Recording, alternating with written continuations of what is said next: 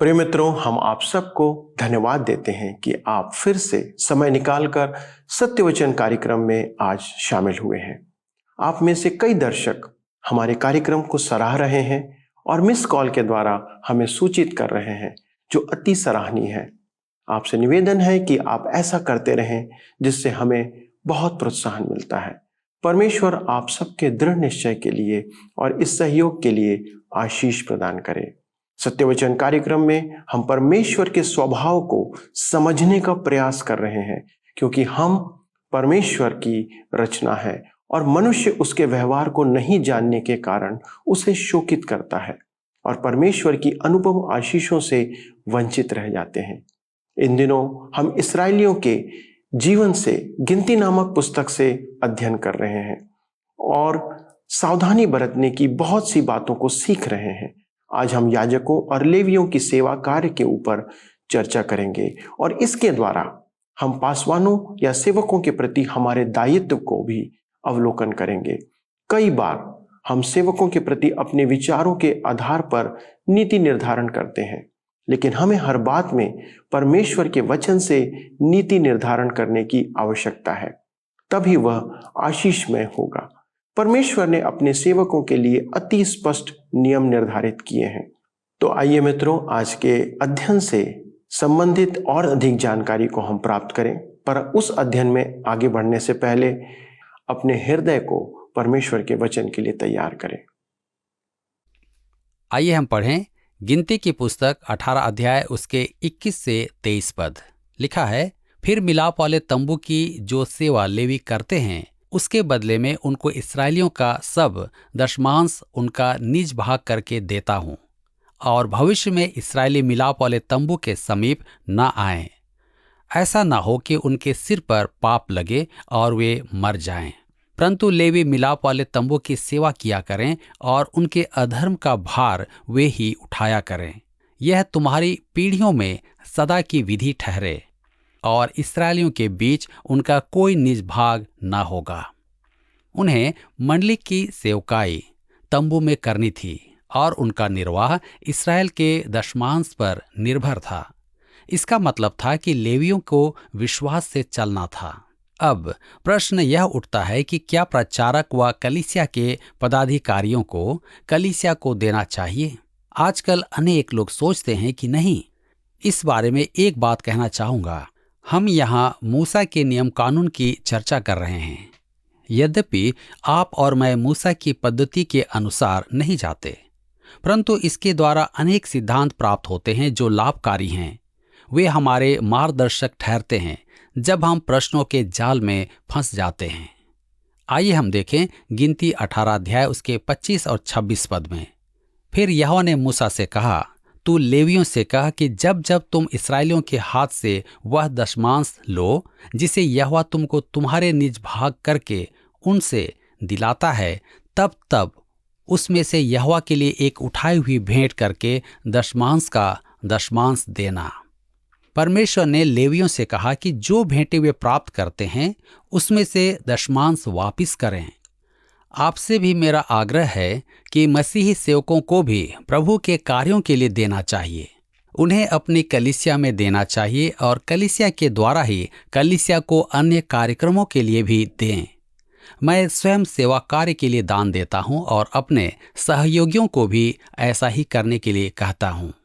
हमें बहुत मनोरंजक तथा उत्साहवर्धक अनुभव प्राप्त हुए हैं। अपनी एक नीति के अनुकूल हम बहुत सी पुस्तकें, टेप इत्यादि प्रचारकों को मुफ्त में भेजते और एक भी पैसा वसूल नहीं करते। परंतु क्या आप जानते हैं कि उनमें से आधे लोग मूल्य चुका देते हैं? हमारे पास एक अग्रणीय विश्वास सेवा से एक सेवक छुट्टी पर आए। वे अपने विश्वास में कमजोर हो रहे थे, बहुत निरुत्साहित भी थे, पर उन्होंने हमारे कार्यक्रम को सुनना आरंभ किया, एक भी नहीं छोड़ा। फिर वे हमारे मुख्यालय सारी सीडी लेने पहुंचे। हम उन्हें सीडी देना चाहते थे, पर वे बोले कि उसके लिए पैसा देंगे। मैं कह सकता हूं कि उनका सिद्धांत बिल्कुल सही था। हमारे अधिकतर सेवक अपने घर का किराया चुकाने में असमर्थ हैं। मैंने कई प्रदेशों में सेवकों की बड़ी दुर्दशा को देखा है। अक्सर उनकी गाड़ी का पेट्रोल रिस जाता था और टंकी खाली हो जाती थी, और मुझे शक होता है कि क्या हम रेलवे स्टेशन तक भी पहुंच पाएंगे। हमारे लिए यह बड़े ही शर्म की बात है कि हम अपने प्रचारकों को न तो समुचित वेतन देते हैं और न ही उनके सेवा कार्य के लिए उपयुक्त साधन उपलब्ध कराते हैं। अध्याय 18 बहुत ही व्यवहारिक और महत्वपूर्ण है और यह हमारे लिए अनेक संदेश प्रस्तुत करता है। मित्र, यहाँ पर अध्याय 18 समाप्त होता है और हम अपने अध्ययन को अध्याय 19 से जारी रखेंगे। इसका विषय है लाल बछिया की राख। अब हम एक सबसे रुचिकर भेंट बलि की चर्चा करते हैं। यह विधि लाल बछिया की भेंट बलि है, जो असामान्य भी है। हम देखें विधि और लाल बछिया की राख। गिनती 19 अध्याय 1 और 2 पद में लिखा है, फिर यहोवा ने मूसा और हारून से कहा, व्यवस्था की जिस विधि की आज्ञा यहोवा देता है वह यह है, तू इस्राएलियों से कह कि मेरे पास एक लाल निर्दोष बछिया ले आओ, जिसमें कोई भी दोष ना हो, जिस पर जुआ कभी न रखा गया हो। यह पहली बार है जबकि एक मादा जानवर की भेंट बलि दी गई। गिनती 19:3 से 8 में लिखा है, तब एलियाजर याजक को दो और वह उसे छावनी से बाहर ले जाए और कोई उसको उसके सामने बलिदान करे। तब एलियाजर याजक अपनी उंगली से उसका कुछ लहू लेकर मिलाप वाले तंबू के सामने की ओर, तब कोई उस बछिया को खाल, मांस, लहू और गोबर समेत उसके सामने जलाए। और याजक देवदार की लकड़ी, जूफा और लाल रंग का कपड़ा लेकर उस आग में जिसमें बछिया जलती हो डाल दे। तब वह अपने वस्त्र धोए और स्नान करे। इसके बाद छावनी में तो आए, परंतु सांझ तक अशुद्ध रहे। और जो मनुष्य उसको जलाए वह भी जल से अपने वस्त्र धोए और स्नान करे और सांझ तक अशुद्ध रहे। अब इसका उद्देश्य क्या है? गिनती 19:9 में लिखा है, फिर कोई शुद्ध पुरुष उस बछिया की राख बटोर कर छावनी के बाहर किसी शुद्ध स्थान में रख छोड़े, और वह राख इस्राएलियों की मंडली के लिए अशुद्धता से छुड़ाने वाले जल के लिए रखी रहे। वह तो पाप बलि है। इसका इस्तेमाल कैसे करना है? गिनती 19:17 से 19 पद में लिखा है, अशुद्ध मनुष्य के लिए जलाए हुए पाप बलि की राख में से कुछ लेकर पात्र में डालकर उस पर सोते का जल डाला जाए। तब कोई शुद्ध मनुष्य जूफा लेकर उस जल में डुबाकर जल को उस डेरे पर और जितने पात्र और मनुष्य उसमें हों उन पर छिड़के, और हड्डी के व मारे हुए के व अपनी मृत्यु से मरे हुए के व कब्र के छूने वाले पर छिड़क दे। वह शुद्ध पुरुष तीसरे दिन और 7वें दिन उस अशुद्ध मनुष्य पर छिड़के और 7वें दिन वह उसके पाप छुड़ाकर उसको पावन करे। तब वह अपने वस्त्रों को धोकर और जल से स्नान करके सांझ को शुद्ध ठहरे। यह एक विचित्र विधि है और सुनने में भी अचंभा होता है, परंतु इसका कारण स्पष्ट है। जब इस्राएली लोग यात्रा में होते थे और कोई व्यक्ति पाप करता था तो वे तुरंत वहीं नहीं ठहर पाते थे कि तंबू खड़ा करें, तब होम बलि या पाप बलि की विधि पूरी करें। यह संभव नहीं होता था। तो जब वे यात्रा में होते थे और कोई पाप करे तो मार्ग में वे क्या करेंगे? तब वे इसी बछिया की राख को लेकर बहते हुए पानी में घोलकर उसे जूफा से उस व्यक्ति के ऊपर छिड़कते थे जिसने पाप किया होता था। यह बड़ा विचित्र मालूम पड़ता है, क्या नहीं पड़ता? परंतु इसी प्रकार से परमेश्वर ने उन लोगों के पापों का प्रायश्चित निश्चित किया। मैं आपको एक और आश्चर्यजनक घटना से अवगत करता हूँ। जब हमारा प्रभु यीशु अपने शिष्यों के साथ उपरौठी कोठरी में गया तो सबसे पहले उसने एक पानी का बर्तन लिया और अपने चेलों के पैर धोए। उसने ऐसा क्यों किया? शमौन पतरस को उसने कारण बताया कि यदि मैं तुझे न धोऊं तो मेरे साथ तेरा कुछ भी साझा नहीं। यूहन्ना 13 के 8 पद में हम पाते हैं, यदि प्रभु यीशु ने पतरस के पैर न धोए होते तो पतरस उससे संगति न कर पाता था। वह पिता के पास से आया और पिता के पास उसे वापिस जाना था। यूहन्ना 13:3 और 4 पद में लिखा है, यीशु ने यह जानकर कि पिता ने सब कुछ मेरे हाथ में कर दिया है और मैं परमेश्वर के पास से आया हूँ और परमेश्वर के पास जाता हूँ, भोजन पर से उठकर अपने ऊपरी कपड़े उतार दिए और अंगोछा लेकर अपनी कमर बांधी। आज जब आप या मैं पाप करते हैं तो मसीह फिर से नहीं मरते। पहला यूहन्ना की पत्री 1 अध्याय के 7 पद में लिखा है, पर यदि जैसा वह ज्योति में है वैसे ही हम भी ज्योति में चलें तो एक दूसरे से सहभागिता रखते हैं और उसके पुत्र यीशु का लहू हमें सब पापों से शुद्ध करता है। ज्योति परमेश्वर का वचन है। यदि हम ज्योति में चले तो हमें क्या दिखाई देता है? हमें गंदगी दिखाई देती है और सफाई करने की आवश्यकता के लिए परमेश्वर का आत्मा हमें कायल करता है। वचन कहता है कि प्रभु यीशु का लहू, परमेश्वर का पुत्र, हमें सब पापों से शुद्ध करता रहेगा। परंतु वचन के जल और शुद्ध करने वाले यीशु के लहू को हमें प्रयोग में लाना है। पहला यूहन्ना 1 के 9 पद में लिखा है, यदि हम अपने पापों को मान लें तो वह हमारे पापों को क्षमा करने और हमें सब अधर्म से शुद्ध करने में विश्वास योग्य और धर्मी है। वह यहाँ इसलिए मरा कि वह हमें बचा ले। वहां भी वह इसलिए जीवित है कि हमें बचा ले। जब यीशु हमारे पापों के लिए मरा तो वह केवल उन पापों के लिए नहीं था। जब हम उसके पास आए थे वह मरा हमारे पापों के लिए, जिस समय से हम उसके निकट क्रूस तले आए, जब तक कि वह हमें मुकुट ना दे दे। मित्रों, यह न कहना कि उद्धार प्राप्ति के बाद आपने पाप नहीं किया। पाप हमारे जीवन में यथार्थ है जिसका इनकार बहुत से मसीही करते हैं। मसीही लोग कलीसिया के लिए अपने आप को स्वच्छ करते हैं। वे शनिवार की रात को ही नहा लेते हैं कि रविवार को साफ दिखाई दें। सप्ताह भर कितने लोग व्यर्थ की गपशप, अनाप शनाप बातें करते हैं, ऐसी बातें जिन्हें सुनना ठीक नहीं। उनके कान भी गंदे थे। कुछ लोगों के हाथ गंदे थे क्योंकि इन हाथों से अनेक कार्यों को नहीं करना था। कुछ लोगों के पैर गंदे थे क्योंकि उन्हें गंदे स्थानों पर नहीं जाना था। उनके विचार से रविवार को कलीसिया आने से सब कुछ ठीक हो जाता है। मित्रों, सब ठीक नहीं होता। यही कारण है कि प्रभु यीशु ने पतरस से कहा, यदि मैं तुझे न धोऊं तो तेरा मुझसे कोई साझा नहीं। यदि कलीसिया की आराधना मृतक सी है और उपदेश नीरस सा लगता है तो संभवतः आपको स्नान की आवश्यकता है, एक आत्मिक स्नान। पहला यूहन्ना 1 के 6 में लिखा है, यदि हम कहें कि उसके साथ हमारी सहभागिता है और फिर अंधकार में चलें तो हम झूठे हैं और सत्य पर नहीं चलते। मित्रों, हम झूठ नहीं बोलना चाहते, पर यदि बोलें तो उसके सामने अंगीकार करना है। यह बहुत महत्वपूर्ण है कि उसके पास जाकर अपने पापों को बता दें, और जब आप उनको बताते हैं तो उसे पहले से ही आपके विषय में सब कुछ पता है। परंतु यदि आप बता दें तो इससे संगति बहुत आनंदमय और आश्चर्यजनक हो जाती है।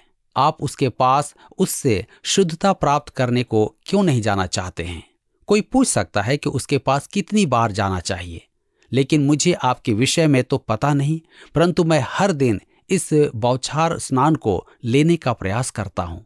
मैं सोचता हूँ कि हर पल या कम से कम दिन में 2 या 3 बार उसे बता दूं कि मैंने गलती की है और शायद नहीं देखना चाहिए था या नहीं करना था। केवल एक काम जो हमेशा कर सकते हैं कि हम अपने पापों का अंगीकार कर लें। मित्रों, लाल बछिया की यह भेंट बलि सचमुच अद्भुत विधि है। इसका पालन करने से इस्राएलियों की जंगल यात्रा और अधिक मधुर बन गई थी। जंगल यात्रा के लिए यह उनकी सुगंधित सामग्री बन गई थी, जिससे वे प्रभु की संगति में चल सकें।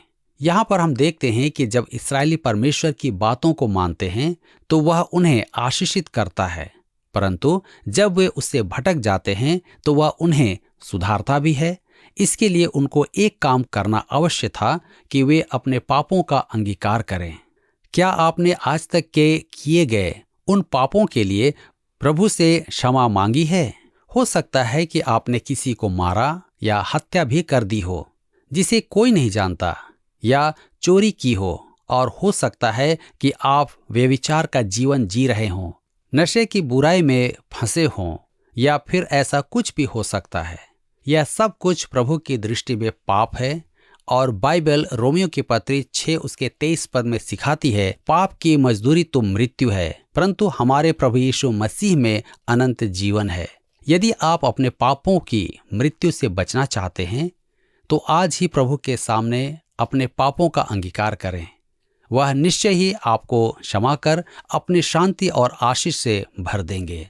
यहाँ पर अध्याय 19 समाप्त होता है और हम अपने अध्ययन को अध्याय 20 से बनाए रखेंगे। विषय है मरियम और हारून की मृत्यु, मूसा का आज्ञा उल्लंघन, एदोनियों द्वारा इसराइल को रास्ता न देना। इस अध्याय का आरंभ मरियम की मृत्यु से तथा अंत हारून की मृत्यु से होता है। इसका संबंध मृत्यु से ही है। इसमें मूसा का पाप और एदोम के पाप की चर्चा भी की गई है। तो भी यह महत्वपूर्ण अध्याय है क्योंकि इसमें इसराइल के घूमने का अंत और यात्रा का आरंभ भी है। यह भाग जो 14 से 20 अध्याय है, इस भाग में इस्राएली लोगों के जंगल में 40 वर्ष तक के भ्रमण काल का वर्णन मिलता है। यद्यपि यह बहुत विस्तार से नहीं है। 40 वर्षों में जितनी भी घटनाएं घटित हुई, उनमें से कुछ ही घटनाओं की चर्चा इसमें है। इसराइल परमेश्वर की इच्छा से चूक गया, अतः कुछ अधिक बताने को बाकी भी नहीं रहा। हम इस्राएली लोगों को परमेश्वर की चुनी हुई प्रजा कहते हैं, परंतु बिना परमेश्वर की इच्छा पर चले हुए उनका कोई महत्व नहीं था। और यही बात आज भी सच है। यही बात मुझ पर और आप पर भी लागू होती है। परमेश्वर की इच्छा से परे हमारा कोई भी महत्व नहीं है। जब हम विश्वासियों की देह में कार्यरत नहीं है तो उस वरदान का इस्तेमाल नहीं करते जो पवित्र आत्मा की शक्ति से दिया गया, तो हम गाय के 5वें पैर के समान निरर्थक हैं। वास्तव में अब हम रास्ते पर आ गए हैं। आगे देखेंगे 37 वर्ष बाद कादेश में पुनः वापसी। गिनती 20 के 1 पद में लिखा है, पहले महीने में सारे इस्राएली मंडली के लोग सीनै नाम जंगल में आ गए और कादेश में रहने लगे, और वहां मरियम मर गई और वहीं उसको मिट्टी दी गई। यहाँ पर मरियम की मृत्यु का वर्णन है, परंतु केवल एक ही पद में है। उसके दफन की कोई लंबी प्रक्रिया नहीं दी गई और न ही विलाप के दिन व गुणगान की चर्चा की गई है। सिर्फ मरियम की मृत्यु हुई और उसे दफन कर दिया। तब वे पुनः कादेश पहुंचे। वे 38 वर्ष पूर्व यहाँ आए थे। 38 वर्ष सिर्फ भ्रमण किया, कहीं भी नहीं पहुंचे। यद्यपि भ्रमण के ये लंबे वर्ष लोगों के लिए कोई उत्तम आशीष का समय नहीं था, परंतु उनसे सीखने के लिए बहुत सी सीख हैं, क्योंकि हम में से अधिकतर लोग इस संसार में यात्रियों के समान नहीं चल रहे हैं। हम यहाँ इस पृथ्वी पर केवल घुमक्कड़ यात्री बन गए हैं, या कहें कि खाना बदोशी। आगे देखते हैं 7वीं बार कुड़कुड़ाना। गिनती 20 अध्याय उसके 2 और 3 में लिखा है, वहां मंडली के लोगों के लिए पानी न मिला, इसलिए वे मूसा और हारून के विरुद्ध इकट्ठे हुए और लोग यह कहकर मूसा से झगड़ने लगे कि भला होता कि हम उस समय ही मर गए होते जब हमारे भाई यहोवा के सामने मर गए। निसंदेह वास्तव में उनका मतलब यह नहीं था कि हम में से कोई भी मरना नहीं चाहता। मित्रों, मनुष्य के लिए मरना एक अस्वाभाविक बात है, परंतु वे शिकायत करते हैं, विरोध करते और कुड़कुड़ाते बड़बड़ाते भी हैं। तब 7वीं बार का कुड़कुड़ाना पानी की कमी के कारण है। आइए देखें गिनती 20 4 और 5 पद। और तुम यहोवा की मंडली को इस जंगल में क्यों ले आए हो कि हम अपने पशुओं समेत यहाँ मर जाएं? और तुमने हमको मिस्र से क्यों निकालकर इस बुरे स्थान में पहुंचाया है? वहां तो बीज या अंजीर या दाखलता या अनार कुछ नहीं है, यहाँ तक कि पीने को कुछ पानी भी नहीं है। यहाँ वापिस वे कादेश पहुंचते हैं, जहाँ पहले भी असफल ठहरे थे। बजाय विश्वास रखने के वे पुनः शिकायत करते हैं। उन्हें दूध और मधु का देश तो आगे मिलेगा, पर यहाँ तो कुछ भी नहीं है। मुझे चिंता नहीं कि आज आप कहाँ हैं या आप कौन हैं। आप परमेश्वर के संतान होने के नाते आपको यह जानना जरूरी है कि आप स्थायी तौर पर यहाँ नहीं हैं। हम सभी इस संसार में परदेशी और यात्री हैं। किसी भी स्थान पर अधिक समय नहीं रहना है, अतः अधिक बातों के लिए शिकायत करना ठीक नहीं है, जो कि हम हमेशा करते रहते हैं। गिनती 20:6 में लिखा है, तब मूसा और हारून मंडली के सामने से मिलाप वाले तंबू के द्वार पर जाकर अपने मुंह के बल गिरे और यहोवा का तेज उनको दिखाई दिया। मैं पुनः आपका ध्यान आकर्षित करना चाहता हूं कि प्रत्येक बार जब इन्होंने शिकायत की व कुड़कुड़ाए, प्रभु का तेज उन पर प्रकट हुआ। उनकी शिकायत से परमेश्वर अप्रसन्न थे। इससे जानना चाहिए कि यदि हम बड़बड़ाने वाले या शिकायत करने वाले संत हैं तो परमेश्वर को प्रसन्न नहीं कर सकते हैं। यह बिल्कुल सच है, चाहे आप कोई भी हो, कहीं भी हो और कुछ भी क्यों न करते हो। आगे देखेंगे, चट्टान से पानी, मूसा का आज्ञा उल्लंघन। गिनती 20:7 और 8 पद में लिखा है, तब यहोवा ने मूसा से कहा, उठ, लाठी को ले और तू अपने भाई हारून समेत मंडली को इकट्ठा करके उनके देखते उस चट्टान से बातें कर, तब वह अपना जल देगी। इस प्रकार से तू चट्टान में से उनके लिए जल निकालकर मंडली के लोगों और उनके पशुओं को पिला। लाठी ले, यह हारून की लाठी थी। हारून के साथ मंडली को इकट्ठा करके चट्टान से बातें कर। चट्टान से केवल मूसा को बातें करने को क्यों कहा गया? कई वर्ष पूर्व, जैसा निर्गमन की पुस्तक 17 अध्याय में लिखा है कि जब चट्टान पर छड़ी मारी, पानी निकल पड़ा। चट्टान को केवल एक ही बार मारना था। गिनती 20 उसके 9 और 10 पद में लिखा है, यहोवा की इस आज्ञा के अनुसार मूसा ने उसके सामने से लाठी को ले लिया। मूसा और हारून ने मंडली को उस चट्टान के सामने इकट्ठा किया। तब मूसा ने उससे कहा, हे दंगा करने वालों, सुनो, क्या हमको इस चट्टान में से तुम्हारे लिए जल निकालना होगा? न केवल इस्राएली लोग शिकायत करते हैं, परंतु अब यहाँ मूसा भी उनके विरुद्ध शिकायत करता है।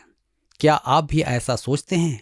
मुझे उससे बड़ी सहानुभूति है। वह 40 वर्षों से उनके साथ जंगल यात्रा में था और अब शायद थक भी चुका था। वह शायद अपने को भूल रहा है जब वह कहता है, क्या हम इस चट्टान से तुम्हारे लिए जल निकालें? मूसा ऐसा नहीं करेगा, परंतु परमेश्वर है जो उनके लिए पानी का प्रबंध करेगा। उन्हें यहाँ एक बड़ा सबक सीखना है कि चट्टान प्रभु यीशु स्वयं हैं। अब मूसा क्रोधित हुआ और ऐसा कुछ किया जो नहीं करना था। इसी कारण वह प्रतिज्ञा के देश में प्रवेश नहीं कर सका। क्या आपको यह कार्यक्रम पसंद आया? अभी हमें एक मिस कॉल करें और आप अगले विजेता हो सकते हैं।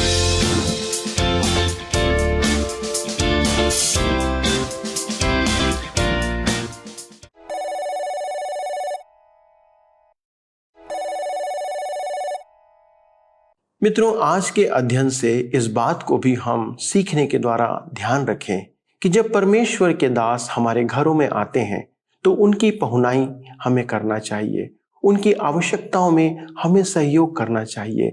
इसके द्वारा हम परमेश्वर के सेवा कार्य में सहयोग करते हैं, क्योंकि इब्रानियों की पत्री उसके 13वें अध्याय के पहले पद में लिखा है, इसके द्वारा कुछ लोगों ने अनजाने में स्वर्गदूतों का आदर सत्कार किया है। पासवान और प्रभु के सेवक हमारे बीच में परमेश्वर की ओर से उसके प्रतिनिधि हैं। जब हम ये समझकर उनकी चिंता करते हैं और उनकी सेवा करते हैं तो परमेश्वर की सेवा करते हैं, उन्हें आदर देते हैं। और परमेश्वर का वचन इस बात को कहता है कि प्रतिफल हमारे लिए रखा गया है। हमें किसी का न्याय करने की आवश्यकता नहीं है, पर अपनी जिम्मेदारी को पूरा करना है और प्रतिफल परमेश्वर के हाथों में छोड़ देना है। इस प्रकार हमें परमेश्वर के प्रतिफलों को बटोरना चाहिए। प्रभु इन सब बातों में आपको बहुतायत से आशीष प्रदान करे और ऐसी आपको सामर्थ्य दे कि आप ऐसा करने के द्वारा अपने जीवन से परमेश्वर की सेवा को आगे बढ़ाने में मददगार साबित हो। आपसे फिर से निवेदन है मित्रों कि आप निरंतर हमें मिस कॉल देकर इस कार्यक्रम के बारे में बताएं, ताकि हमें यह पता चले कि ये कार्यक्रम आपको कैसा लग रहा है। अगले कार्यक्रम में आपसे पुनः मुलाकात होगी। तब तक परमेश्वर की आशीषों में बने रहें। धन्यवाद।